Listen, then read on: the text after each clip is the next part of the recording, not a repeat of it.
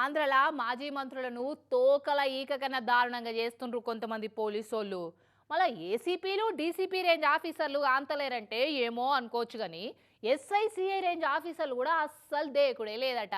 నేను మాజీ మంత్రినివయా అంటే అయితే ఏంది అన్నట్టు ఛాయ్ల ఈగ లెక్కనే తీసి పడేస్తురట. ఇంత బతుకు బతికి ఇంటెనక మోరీలా పడ్డట్టు అవుతున్నది కదా కొందరు వైసీపీ మాజీ మంత్రుల ముచ్చట చూస్తుంటే.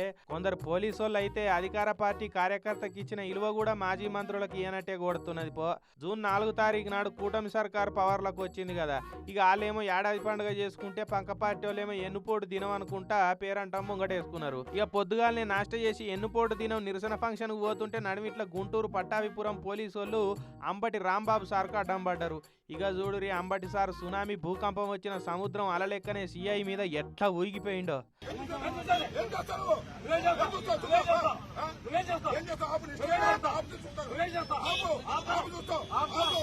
అటా సిఐ సార్ను కూడా చూడరి తగ్గఫర్ ఉన్నాడు. నువ్వెంత అంటే నువ్వెంత అంటున్నాడు.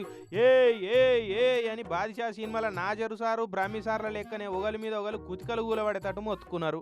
అయినా కడమ మాజీ మంత్రులకు పోలీసు వాళ్ళతో అయిన అవమానంతో పోలిస్తే అంబటి సార్ అయిన అవమానం చాలా చిన్నదే అనిపిస్తున్నది తీరి. మొన్నట్ల అప్పలరా సార్ని అయితే ఎస్ఐఏ బూతులు తిట్టిండి ఏకంగా.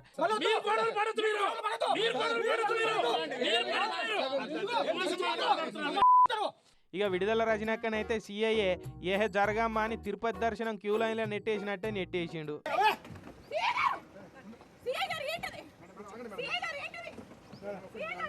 చూడురి ఎట్లున్నదో వాడిపోయిన ఫ్లవర్ కు పవర్ల లేని పొలిటీషియన్ కు సమాజంలో ఇలువే లేకుండా పోయింది.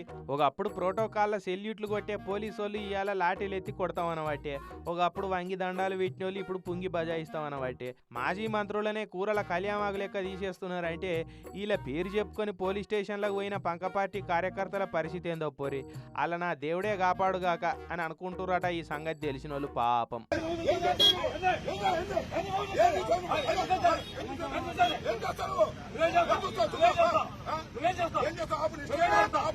ఏం చేస్తావు